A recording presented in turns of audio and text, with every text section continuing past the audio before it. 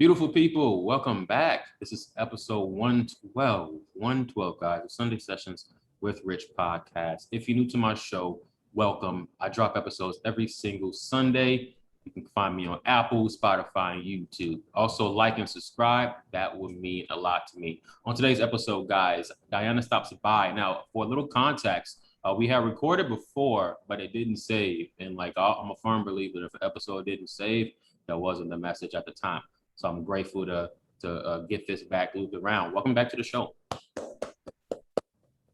Thank you. Now, for those who don't know, let us know who you are and what you got going on. My name is Diana. I am on Twitter. Most people would know if they're watching from there as Phoenix Rising at DI2122. I've been on there for about 2 years now. Got on the Twitter during the pandemic and have stayed on, not near as much as I was there for a while, kind of easing off on the social media, easing off on everything, and just trying to get back into living life. Things are changing. Every day they're changing. I know that you mentioned that you've been absent on social, not as engaged on social media as you once were. Do you feel like, for me, for example, I've been feeling drained recently being on there, more than usual. You'll feel that, okay, I've had enough of my social media time, but this energy pool that I'm feeling is a lot different, if that makes sense. Yeah, it does. I mean, for me, it's just, I had to reorganize a lot of my thoughts during this whole thing, during the pandemic. I think I don't know. Well, I'll mention it now. Before the pandemic, I was not a person. I did not watch TV. I didn't watch the news. I didn't really watch movies that often. I was very busy. I'm self-employed. I have 3 kids that I'm helping my brother raise. So 12-hour days, come home, go to bed. I play sports.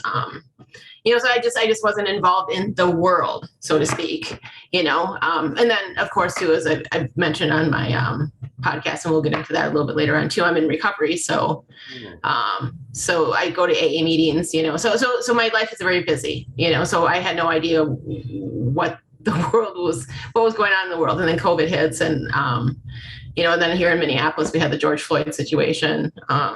So it was kind of crazy, and I started watching CNN and then started watching Fox, and it just blew my head wide open, what was going on. I'm not into politics. I'm not into, none of that stuff really interests me that much. Yeah.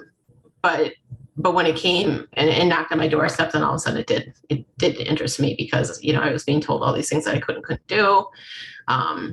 And I'm rebellious by nature, and I don't like control, and I really don't like control at all. So that was really hard for me. And I live in a liberal blue city, so I was not one I didn't follow any of the recommendations. And yeah, it just it's been a draining couple of years. And then for me, just getting, like I said, with social media just recently, I'm I need some time to kind of reevaluate what I'm going to do with social media. I'm thinking about relaunching some other stuff and doing some more, maybe doing something more service oriented on there instead of just talking, I guess, if that makes sense. I definitely feel that. I was the same way a couple years ago, because I got to a point where just I'm tired of not tweeting the same things, but I feel like my message can be more impactful than just tweeting these characters. So I definitely feel that. What kind of content would you want to drop? That's what I've been kind of thinking about. I sell real estate. I flip houses, but I'm looking more at how can I be of service to this world right now? And obviously one of those is addiction. During the pandemic, it was not good for people in addiction, either getting into addiction or people that relapsed during addiction. I just celebrated 12 years on the 10th. Congratulations. No, on the 8th, whatever, it doesn't matter. But it's been a struggle for me, and this is the first time in 12 years, the pandemic really pushed me to my limits, but I've learned so much. I've learned so much about myself during the pandemic, just the power of thoughts being put into your head, kind of like where your focus goes, your energy flows, and just. Let me ask you, when did you, so I know that you, like, this all just started popping off when you started watching the news and watching TV. Like, when did you start being a gatekeeper? When did you understand that you're responsible for your reality? I mean, I think to a certain extent, I kind of always knew that, but at the same time, too, here's this global situation, and it's like, I mean, I'll admit I was scared at first, I mean, I had no idea what was going on, but then all of a sudden nothing made sense to me. And then my head got really messed up because it was like, why am I seeing something that no one else has seen? Am I crazy? Why, like, that stuff just really, that's what kind of pushed me to the brink. I lost my mind for lack of a better term, and I went through some severe, like, I wouldn't say psychosis, but just some, just mental masturbation, I guess, if you want to call it that.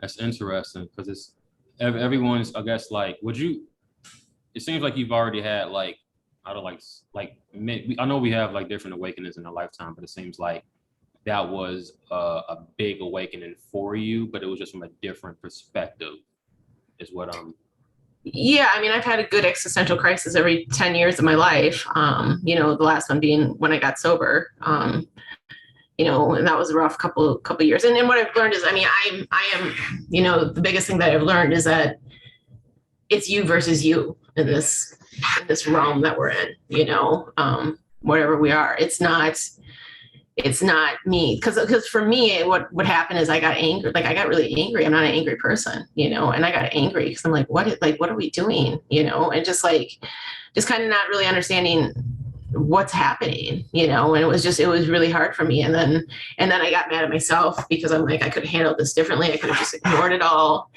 and that's when the depression kind of started to seep in. And it's like, what did I do? What was the point of, all this? And, it's been, but that's the one thing that, like, I think I posted something the other day is that, one of the things I've learned is, I'm my worst opponent, also my best cheerleader, but my worst opponent.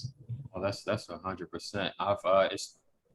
It's funny because, like, a lot of people don't like to admit that we deal with, like, substance abuses, like, mm-hmm. like if you smoke a lot of weed or if you drink or just whatever you might do. Like, I've, like, for example, my family full of drinkers, grew up around that, and then you learn, it becomes a habit to cope, and that's like mm-hmm. the most unhealthiest thing you can do.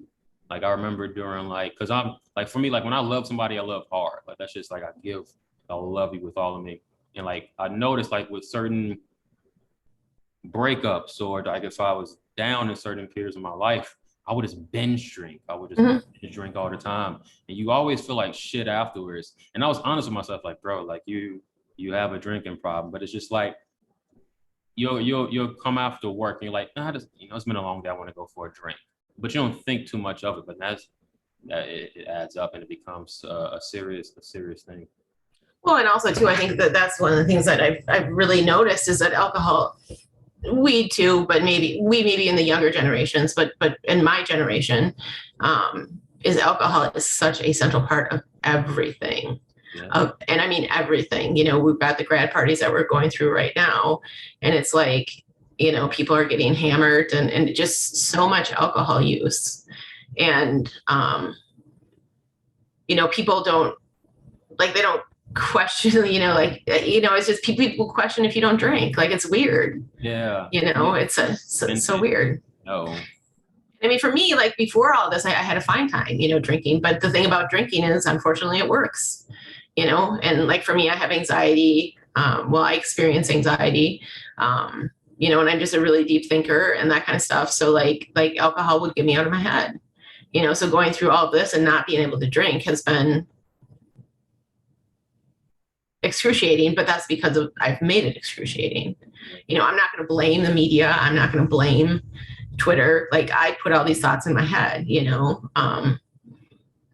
but once you see stuff, you can't unsee it. That's the sucky part, So do I know what's going on? No, I don't know what's going on. I mean, I know that it's going to be okay. Yeah. I just hope that I'm okay. So that's. Would it be like kind of like a cognitive dissonance moment that you had? Like you was aware to an extent, but you didn't know it was fully behind the curtains, and it was just kind of like an information overload, maybe? Oh, totally. Like totally way too much information in too short of time. But it's funny because I mean, like, there's a part of me too. I mean, I think I don't know what's happening, but like, I remember I have a sweatshirt that says, race, human, birthplace, earth, religion, love. Yeah.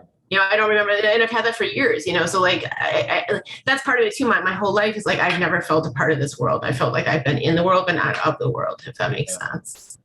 Because I just don't understand all the inconsistencies and all the stuff that we do and how stuff just doesn't make sense and everything's, about money and, it's just, pointless things. What's that? I say pointless things. Do you think like you've got like some ET origins or anything like that? I mean, that I haven't even went into that stuff. I mean, I have friends that are really into energy work, in like different places, but, the one thing I would say, I mean, I've got a really big heart and I've got a really big head, so it's a blessing and a curse. Big head as well. Like I'm really super curious about stuff, but to like, where they say curiosity killed the cat, like it almost did. Because I mean, I've got all kinds of things running through my head. I went down that flat, like I went down the, what shape is what, like, because I get existential when stuff comes on, and it's like, where are we living? What is the, just like really weird stuff. Like are we in a simulation? Just crazy stuff. It's funny you said that. So I remember when I was in high school and I had like college, and I had my initial awakening. I remember going through like YouTube rabbit hole, and like once you see one thing, you can't unsee it. You got to keep going, and then your whole reality is just screwed at that point. It's like, What have I been doing this whole time? Yeah, and that's, I mean, like for me too. And then it was like, but then at the same time too, I went through that, and then I would go back to logic, because like I remember. I know a lot of the people who were like talking about like Pizzagate and the fall, like the cabal, and like I don't believe any of that shit. Like I don't see that's my take. Like I don't see that. Like, is there evil in the world? Yes, there is. I'm the kind of person that's like, but I interact with a lot of people, and I see a lot of people, and I'm with lower, like all different demographics. Yeah, I don't see it. I don't see evil in the world. And I'm not saying that it doesn't happen, but I think it kind of comes back to that, like we're the source of good and we're the source of evil. It's all in us. That's so interesting you said that. So one thing I like to remind people, and you explained this perfectly, is that everybody has free will. So for example, you said, I know that there's evil out there, but I don't see it because it's not in your main focal point for you to observe, and that's that 1,000% true, and you're 1,000% right. And I just find it interesting. Somebody could say like, oh well, even though you don't see it doesn't mean it doesn't exist. It's like, there's an elephant in the room, but it's not part of your focal point. Like it's an interesting perspective that not a lot of people understand. No, and I think, I mean, when I say like, I mean, is there like, is there, I grew up in a dysfunctional family. I think most of us grew up in a dysfunctional family. Our kids still growing up in dysfunctional families. Absolutely, 100% they are. So that part of like, it's not evil, but it's going to lead to trauma down the line. Everything is based, and that's the thing. Everything is based on trauma. That's what I've come to the conclusion of. And that's what, like, this whole thing to me, like I said, when this hit in February, March 2020, I'm like, I felt like I was getting sober all over again. I think the world is getting sober. Like we either face our shit and turn this spaceship or whatever we're on around, or we don't. And that means that everybody's got to look at their own stuff and look at what they're, what are you putting out into the world? Yeah, so true. It made a lot of people just have to have accountability for themselves. I mean, if they chose to. I know a lot of people who didn't, but for the most part, if you tapped in, tuned in, or even if you had like some kind of seed of thought, hopefully you learned something, or you came to terms with what you wanted during that whole experience. Because that 2 years went by quick now that you look back on it, but while you was in it, it was like this long drawn out episode. Mm-hmm. Yeah, and it's not over yet. I mean, now we've got the stock market collapsing. Yeah. We've got the Fed doing their shenanigans. And it was super funny because I remember someone last night had mentioned on Twitter something about the Fed, and fiat. I'm like, they're like, once you see it, you can't unsee it. And I'm like, it's funny because my dad worked for the Fed when I was in my teens. Oh, that's crazy. I questioned it back then. I'm like, this is silly. I mean, again, I'm not saying that, that's the thing though, too, is like, abundance is out there for everybody. However, if we were, that's, and then you just get into the whole religion and God and all of that, and it's like, if we are truly all made of one creator, like, that's the whole thing is like, we come from love. This is my perspective. Yeah. We come from love. We return to love.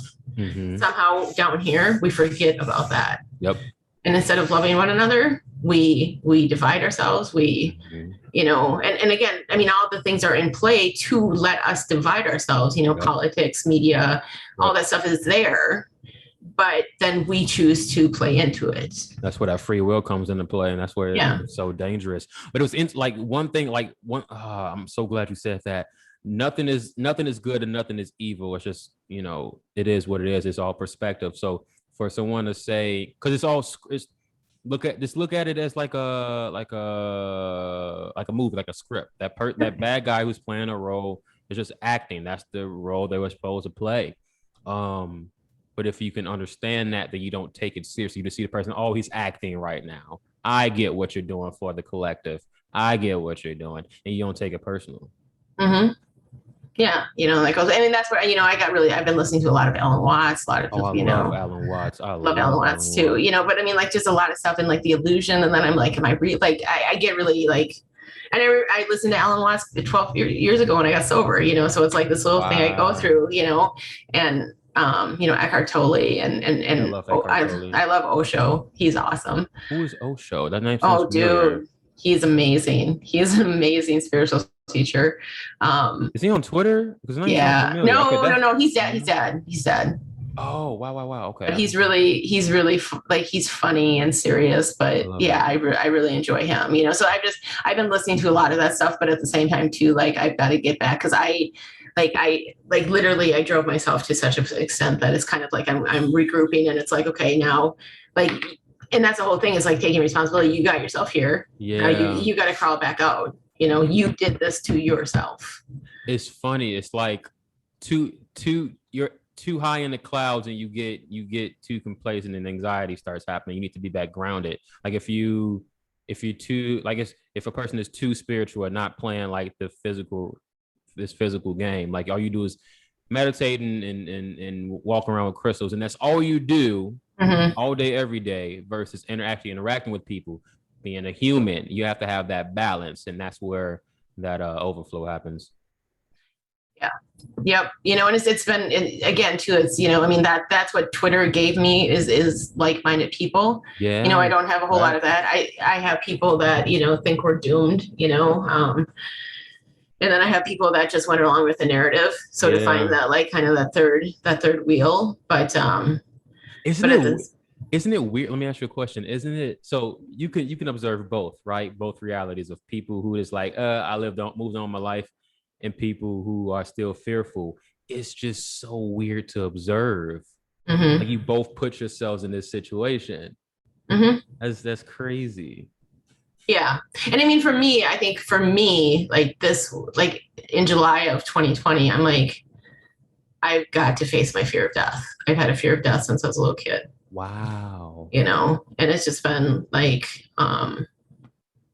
that one's been, it comes up at times, and then I kind of just push it to the side, but then also too, the kids are graduating. So it's like this whole big, like, void. Yeah. Like I'm in the void. Yeah. It's like, I need to get out of the void. Yeah, that makes sense. But I don't know what that looks like, like I'm trying to figure it out, but it's just not, I'm not there yet.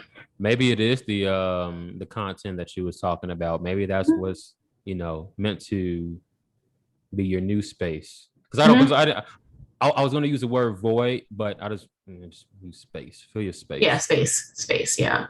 That sounds more optimistic. It was something. No, one thing okay. You mentioned you have a rebellious side, right? And like, God, yes. I don't like being told what to do. So at like in work environments in the past, like, or even just like little stuff, like if you tell me what to do, I'm gonna not do it and do the opposite just to piss you off. So I don't know who you talking to.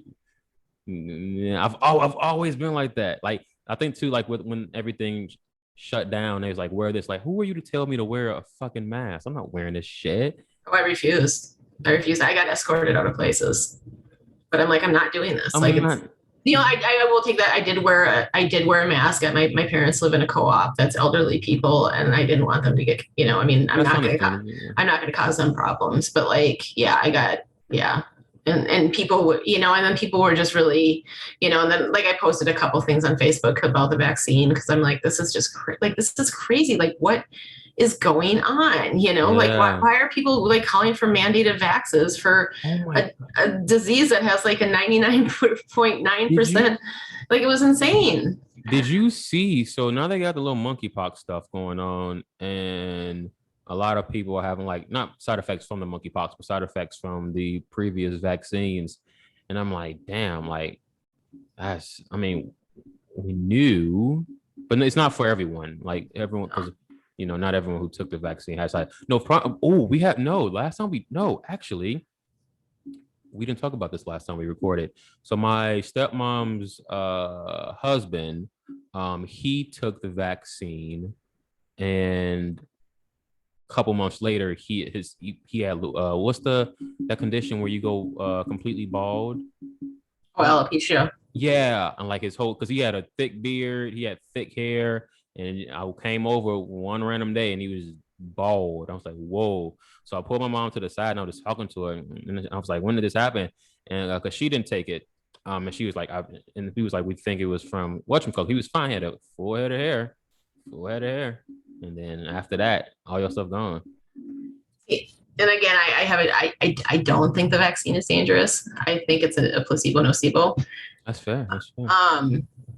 I think something is causing people to get sick. What do you think that is, though? If from your perspective, I'm curious. I think it's frequency. I think it's changes. Well, I mean, we're electromagnetic, right? Like you and I know that. Yeah. A lot of people don't. I think it has something to do with the sun or the moon. Like and talk about that. What do you? Well, right now we're in a grand solar maximum, so solar flares are coming off the thing, and we. I think we're a system, like we. Yeah. So I think that. So, I mean, for one, I don't think like Donald Trump and Joe Biden and that like Putin and all that, like, I think they're all actors, right? Yeah, So there's something above them that's running the show, I think what COVID was it was to save us from a catastrophic event. And they said it was COVID because if they would have told us what it actually was, people would have if you look back in like 1859, there was a thing called the Carrington event, and a solar flare hit the earth, and it took out all the electricity. Damn. If that were to happen today, not many of us would survive. If we had no electronics, we're so soft. Yeah, no, I would go crazy. We're so soft that there's no way that we would survive that, And like, I think that's why like Australia and Canada are having a harder time, because it's like, I think they've been like tuning us. Like, I know this sounds absolutely crazy, but it's a theory that some of us have talked about on Twitter. Like, if you look at the colors, like there's a thing called chromotherapy, right? Mm-hmm. And so like colors, because we take colors into our, like, they're healing. Right. So like blue and yellow prevent infection. Have you seen a lot of blue and yellow lately? I have. The whole Ukraine little stuff. And red dissipates radiation. What color are gas? Right? I mean, it's just, it all makes sense. It's logical, right? Like, it's logical. So my whole take is that this is all being done to to Don't do this to me. Don't do why? this to me right now. Why? It's blowing my head. But keep going. I'm. Yeah, well, I don't want to do this to you if you don't. I mean, No, and people. I love my perspective to be challenged. That's the whole point of the Okay, show. I'm loving because it. this is where my head got. I mean, and I came into this gradually. I mean, we hit on this like a year ago. There was a group of us, and so like my thing is, and like then you listen to like you see the Top Gun, right? Yeah. And they talk about there's a line in there, and he's like, the guy's like, I haven't seen it yet, but I saw the trailer, and it's like, your kind is scheduled for extinction, and Tom Cruise says, "Not today, sir, not today." And then there was another one from, oh my God, what was it? The Last Day on Earth, I think it was, with Keanu Reeves. And it talks about, again, where our son was dying and people had to unite or something to that effect. So like, again, I think there's things out, because I mean, again, my whole thing is, it's like, none of this makes sense logically. Right, of course. Like, it's not like, people are like, it's depopulation. I'm like, that's insane. Like, they're not going to kill people off. Like, why? That this is dumb. Especially to that magnitude. Like, what's the point? What are you getting out of that? Yeah.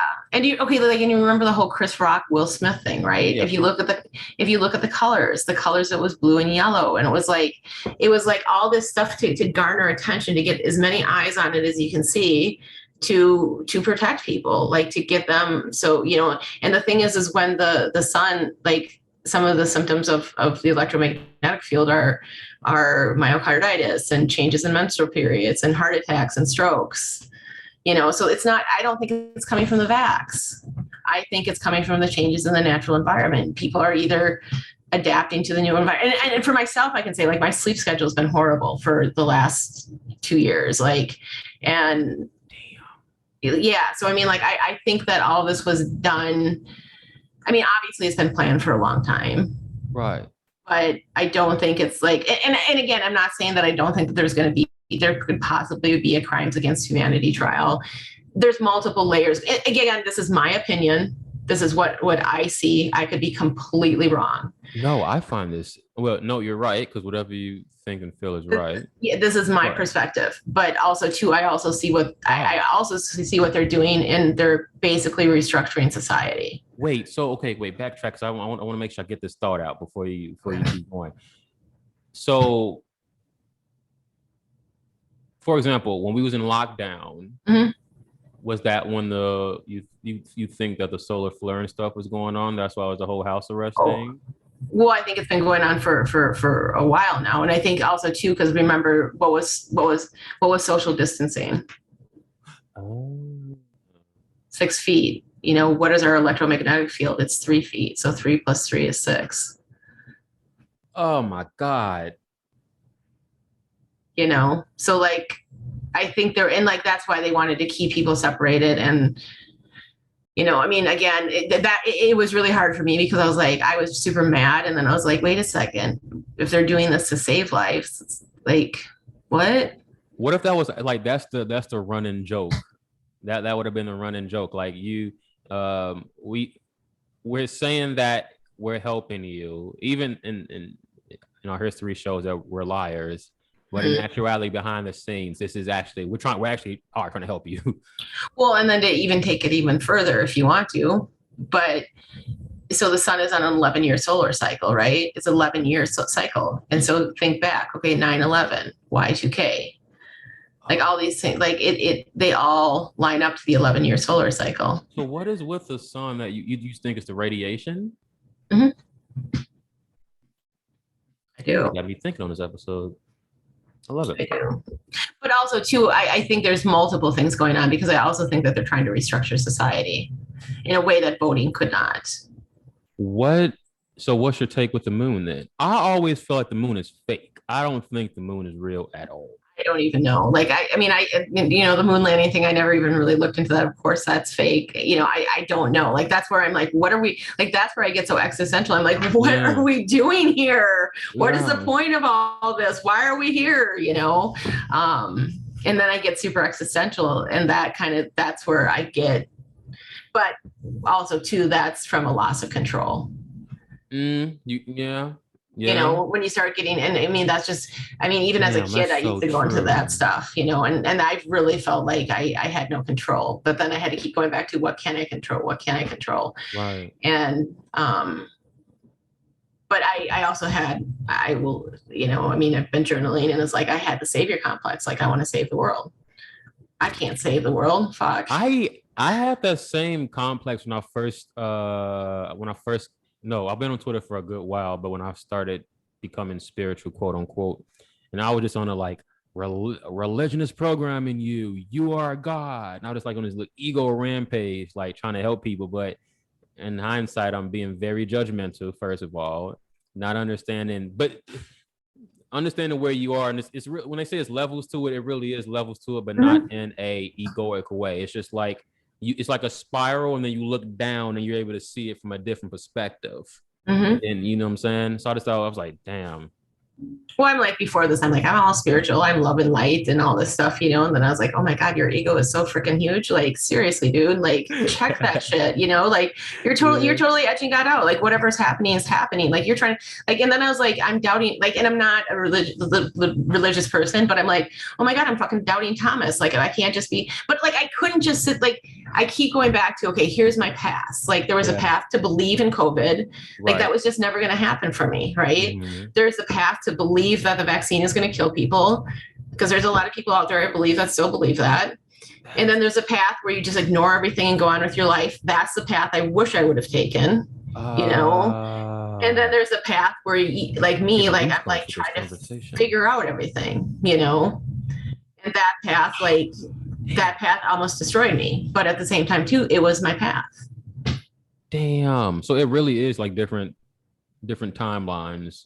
Because like when you was going through that, you issued the one where, you know, your reality is, I think the vaccines don't, you know, do any harm. That's mad. That is mad. Because like one thing, because I'm like doing this podcasting thing for 2 years. I love having these conversations because, like, for example, you that was your reality, and I'm like, ooh, I'm interested to understand from your perspective. And then when looking at it from your perspective, damn, I see why you see. Well, yeah, I mean, because of course you're going to think that they are possibly dangerous because something happened to someone that you love, you know, or someone that you know. And I mean, in the beginning, I was like, no, don't take the vaccine. But then I also was like, with my parents, you know, like, because I was like, that was a really dark period when I thought the vaccines were dangerous. And I'm not saying that it's not going to come out that they are dangerous. You know, because I also think this is a takedown of the Western medical system, and I think it's and it's a takedown of the educational system. I mean, look at how many kids are homeschooling now, you know. It was a tweet you had posted. Crap, what did you say? It was about homeschooling. Was it with shootings or the whole trans? Which I don't believe those are real either. I don't. But yes, I mean, again, if you want to get kids out of public schools, you know, I mean, shootings are going to accomplish that. I mean, people aren't going to want to. I mean, I think we're going to see a whole different education. That's what it was. Yeah, I think we're going to see a whole different education system 10 years down the road. You know, I mean, it's already changed. I think it'd probably be. What do you think it'd be like more community based, like tribes? Because you would think that would be the case in schools, but you're in different classrooms and teachers are spread out and blah blah blah. Well, and then going back to our favorite man, Alan Watts, you know, I was just Alan Watts. Yeah, like listening to him, you know, he's like, you know, you go to kindergarten and then you go to first grade and then you up level to second grade, you know, and third grade, and then you get into high school and then you go to college. And, you know, this is a paradigm that we've all been in, you know, and I'm telling the kids, like, I'm like, don't go to college. Like, you know, they're there because they're getting a good financial package. And I'm not saying it's not going to be fun, but I'm also saying, like, if you don't like it, drop out. Like you don't have to go to college anymore, you know. I did. We would not be mad at you if you do that. No, it's becoming more of I mean, the economy, I mean, everything is changing. You know, we've got a serious mental health problem in this country, in the West. Because one or two things what you just said, like the way like the prices are now, even like basic, like I'm thinking about if I was living off like money I made a couple years ago, the way some things are, shoot, I'll be freaking struggling. You don't have much like wiggle room and savings to really do much. That's mad. And I do think there's a financial reset coming. I mean, I think that's what we're seeing right now with the banks blowing themselves up. Yeah. Like, yeah, I mean, everything is in stages, but I'm the super impatient person. And I'm like, I saw this shit 2 years ago. And I'm like, can we just, like, I mean, I did a podcast back in, that's when I was going to start podcasting. And then I stopped. And then, Wait, do you think you're supposed to start back pot? I don't know. I mean, that's why I'm liking to be on some of these, because it's like, I do enjoy talking, So what's stopping you? I'm issuing you a challenge right now. What's stopping you from starting your, just getting this thing going? I mean, nothing. It's just, I just don't feel like I'm like, I don't know. Like sometimes, I mean, it's not that I have a problem talking in front of the camera, but I'm like, well, like everything that needs to be said is out there, but maybe not. Now I'm being exactly this, Imagine if Alan Watts had that same thought process. True. Because one thing, no worries. Because one thing I know is like for example, someone like Alan Watts, his message wouldn't resonate with everybody because they can't understand it. They can't. Mm-hmm. But the way that you explain something might be the reason that someone finally understands. Mm-hmm. So, yeah. No, and I had talked about it back when I did. Do you remember? Do you know Conrad? Yeah, I love Conrad. Shout out to Conrad. I did a pod with him. I did a pod with Chris X Matt. Shout out to Chris. Yeah, and so I mean, I've done some podcasts, but then and I recorded a couple. I recorded one of my own, and I back in 2021, basically saying, what I saw was happening. That was before all the rest of the stuff has come in. But and then Murph and I had talked about doing one. But just, yeah, I should just do it, because I know plenty of people that would come on. You would come on, Hell yeah. I'd have people that would come on, so yes, challenge accepted. I'm holding you to it, because like I've always seen you as like having like a podcast. Like it doesn't have to be like this elaborate thing, but just like usually let people hear what you got to say. I get tired of tweeting now personally, so I'd rather just speak. Yeah, my poor father. He's gonna listen to it for 2 years, But I mean, I think that is the thing, because I mean, really, I mean, the whole it's just so like it to me. It seems so fundamental, It's like stop. Let's stop arguing over politics. Let's stop arguing. Like we have brothers and sisters that are really. Like, that's the thing, like, that's where my sensitive nature comes in. And it's like, there's people really struggling right now. Yeah. With the gas prices the way that they are, and the food the way they are, I'm trying to do my best and help people out when I can, but like, there's people struggling out there, and that's not okay. And yet here we are, and there's also people that have so much, and that's the thing is, I think we've just become such a materialistic consuming culture. Facts. When actually we're supposed to be a creative giving culture. Yeah. So I mean, I think this next epoch in our human civilization, it's going to be service to self or service to others, and if you choose service to self, it's going to be a rough go, Mm-hmm. because like, the universe, they keep saying, what you give is what you get. Wow. So at that point, it's like a direct, not karma in a bad way, because karma is neutral. But karma in the way that you're not putting not others first, but you're not thinking about others. You're doing something selfish and heinous. Did I make that? Is heinous a word? Did I just make that up? No, that's a word. Okay. That's a good word.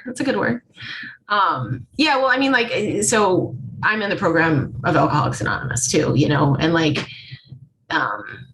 if people have never read the book, even if they're not an alcoholic, I suggest people read the first, I think it's 164 pages. It's an amazing book on how to live life, right? Like, I've always said this, like, we've had these conversations, and, what's been amazing about this whole thing too with Zoom and all that is we've had meetings on Zoom. People have gotten sober on Zoom. Wow. I have meetings where I'll give a shout out to the Spirit of the Universe. It's people from all over the world. They have 4 meetings a day. Wow. But, we keep talking about it. And it's like, if people would follow the principles of any recovery program, it's basically that you're responsible for your side of the street, and that nothing anyone does to you, it's like we were talking about, like everything that's done to you is a reflection of yourself. Yeah. And that's why I do talk about recovery on Twitter here and there, and again, it's a simple, not easy. This whole process has been simple but not easy. And I appreciate you because you gave me the courage to even like speak on a pod, because I'm vulnerable anyway, but that's something I just never admitted or cared to share. And and people look at it as a weakness. It's a huge strength. Yeah. Are you sober? No, I mean, I don't, no, I wouldn't say I'm not sober, but I don't do it like I normally would have. Mm-hmm. But before I would like doing like, if I'm down bad, like for some reason, if I'm down bad, I just go in like self-destructive Scorpio, let it all burn mode and just crash. And then I'll say, okay, Rich, you can't keep doing this. And then pull myself out of it. Well, I think I'll pull myself out. Yeah. You know what I mean? That's the whole thing, is progress, not perfection. I mean, people, it either works or it doesn't. At some point, if it gets to the point where it doesn't work, then, there's solutions out there. Yeah. But people think that they have to, and that's the beautiful thing about the program of Alcoholics Anonymous, is it's like, we are all brothers and sisters, Yeah. And that's what I'm saying. In the world, we are all brothers and sisters. Facts. If we looked at it that way, and we put out a helping hand to someone that's down, like the world would change overnight. That's so true. That's so true. And that's why, like, I talk a lot about, like, random acts of kindness, like even like during this pandemic, I've tried to do one a day, like, I love random acts of kindness. And I'm not talking about something huge, but I'm talking about, holding the door or complimenting something meaningful someone. And thoughtful. Yes. Yeah. Or paying for the person behind me or whatever I can do, to just put a little bit of goodness out into the world. Oh, that's so powerful. And yes, I want to save the world, but I can't save the world, so I can save myself and save the people around me, And that's the thing. It's like, when we talk about just the whole ripple effect, like what you do, like there was a beautiful, beautiful speech by a guy named David Foster Wallace. He wrote, do you remember that book, Infinite Jest? I never read the book. No, but I'm going to look it up. I feel like why you mentioned it. There was a speech that he talked about. He gave it at Kenyon College, and it was called This Is Water, I think it was called. And it just basically talked about, like we get mad at someone like for driving erratically, and maybe they just found out that their wife had cancer, or the person in the line that's taking time. Like we never know what is happening in someone else's life. So the best thing that we can do is extend grace and kindness, because is there like, or people on a plane with little kids that are screaming, maybe it's nothing they can really do about it. Yeah. And you don't know what their situation is, so like just extend grace and kindness wherever you can. Damn, that's definitely the message of this episode. Extend grace and kindness whenever you can, because it's easy to place judgment. It's freaking easy. I have to catch myself. I call myself out. I have a habit of calling myself out when, like, if I'm judging or if I realize I'm creating something to experience my reality. I'm like, Rich, what you doing, bro? What you doing? Or the thought, like, that wasn't nice. Like, if you was source view on yourself, would you judge yourself? No. Then why are you doing it? And it's like, Well, and it's so true too, because we don't understand, like, this has been a big lesson for me, because like I said, I got very angry, like I and fearful, and like that does destroy you. Like it destroys you. Like there's people that live in anger, like I can't even imagine, and like my anger is gone. My anger is gone. The residual effect of it is not gone yet, because that's how poisonous it is. Yeah, anger and love are the two most powerful emotions, and anger will have you do anger pulls you into your primal state where you're just you react, you're emotional, you're not logical, and at that point anything goes. Yeah, and that's the thing. I mean, I think that there's a lot of, that's the thing too, is like, and I'm also super empathetic. So like I think I absorb other people's stuff. Big facts. So, excuse big me, freaking stuff. Facts. So like I absorb other people's stuff. So and being where I'm at, there's a lot of stuff, Yeah. I mean, like I said, like, the whole the George Floyd, all that stuff. Like Minneapolis was a shit show. Wow. It's been an interesting couple of years. And that's one thing a lot of people don't like. They don't grasp, like you picking up on, like somebody who's new to the show who don't know about this absorbent energy. Like imagine imagine a time when you was around somebody and you felt drained, or you felt overstimulated, or you just felt whatever. Like you're picking up energy. Well, and I'm a super extroverted person, but I have become so like I just couldn't be around humans for a while. Like literally could not be around them. Yeah. I was just like, I mean, I would still go out and do the things that I had to do, but it was just really, because for one, I'm like, do you not understand that the world is burning? Fair. I'm like, do you have any idea what's going on? I do even care. I mean, so many people, I mean, and that's the thing, like, I think this next level that we're going to now, this next, whatever you want to call it. Cause I mean, I do think we are in a simulation right now, like more of a simulation than we ever have been, and the next simulation is the money. Because when you live in a materialistic consumer culture, what's going to hit people and make them wake up? Well, money. Hey, I know if your bank account is at $0, let's go hit you. Yeah. So they're going to hit I mean, again, too, you cannot print $9 trillion and shut down the economy. And, it's just also silly, Yeah, that is true. You're playing. Go ahead. You're playing real backfire. Yeah, but it was intentional. I mean, again, you create money out of thin air, so it really doesn't matter. Yeah. But the whole thing is for people to see that. Yeah. So that we go back to a value-based currency, and that's what I think is coming down the pipe. Oh, okay. I mean, people joke about the NFTs and all that stuff, but NFTs are real. Like blockchain is actually a really fascinating. Have you looked into blockchain at all? No, I haven't. I've seen a lot on Twitter, but I've just never looked into it. Well, blockchain is phenomenal because I mean, again, too, like what it does is it's going to allow people to be, artists. You can put your, you can put your music on the blockchain. You can put your paint, your drawings on the art. We're going to a more creative culture, like there's no question in my mind. Real estate's going to go on the blockchain. Like it's all been done. That's crazy though. No, it's good though. It's good. Like people freak out about like crypto and the blockchain. They're like, I don't want the government. And I'm like, come on. Like, here's the deal. Like,